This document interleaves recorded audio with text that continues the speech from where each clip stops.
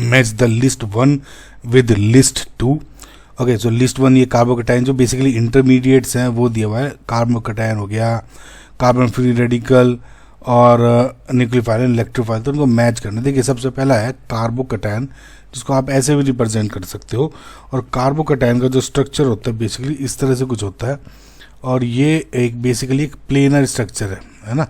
और ये H मैं बिल्कुल बेसिक वाला ले रहा हूँ, CH3 पॉजिटिव, और यहाँ पे चार्ज होता है इसके, है ना। अब देखो क्या होता है कि जो ये पहली बात तो जो एक कार्बन है इज sp2 हाइब्रिडाइज्ड, और sp2 हाइब्रिडाइज के बाद क्या होता है इसमें एक एम्प्टी p ऑर्बिटल हो जाता है। नाउ ये जो एम्प्टी p ऑर्बिटल है ये can accept electrons, it can accept electrons. Okay, तो ये वैकेंट p ऑर्बिटल होता है। अगर आप इसके हिसाब से देखोगे तो क्या हो गया, कार्बोकैटायन का मतलब sp2 hybridised carbon with empty p orbital. Okay, now अब देखिए एक चीज़ और मैं आपको बता दूं, इसमें कभी कभी स्टूडेंट्स को कंफ्यूजन हो सकता है कि species that can species that can receive a pair of electrons. तो इसमें देखिए आपको मोस्ट सुटेबल जो आपको ऑप्शन है वो सेलेक्ट करना है। तो फिलहाल अब A पे 3 पे होल्ड करके रखिए, ठीक है, और उसके हिसाब से आगे देखते हैं। देखिए क्योंकि मोस्ट सुटेबल इसमें यही है, क्योंकि यहाँ पे एक इलेक्ट्रोफाइल भी है, इलेक्ट्रोफाइल ये मैच कर जाएगा, है ना। तो आपको इस तरह से एज्यूम करके चलना पड़ता है थोड़ा सा, क्योंकि ऑप्शंस तो सारे मैच करने हैं ना। ओके, तो फिलहाल A का 3 दिख रहा है।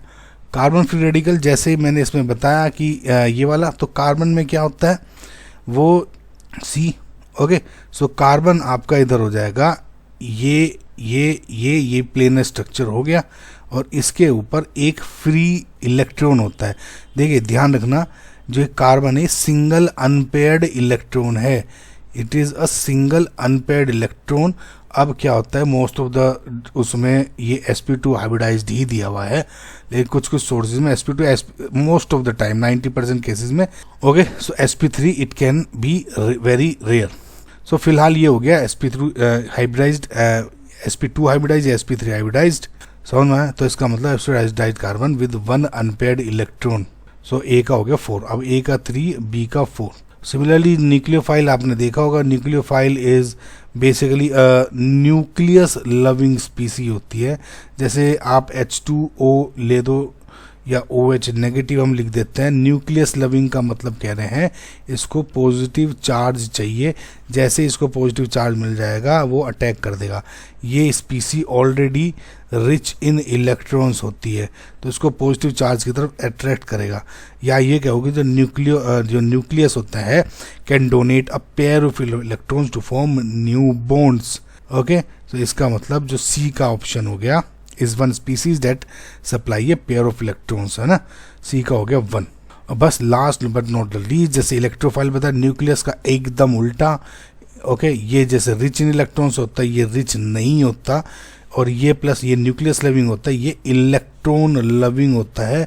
इनमें ये क्योंकि इलेक्ट्रॉन डेफिशिएंट है, इलेक्ट्रॉन डेफिशिएंट है तो ये इलेक्ट्रॉन पे अटैक करना चाहता है।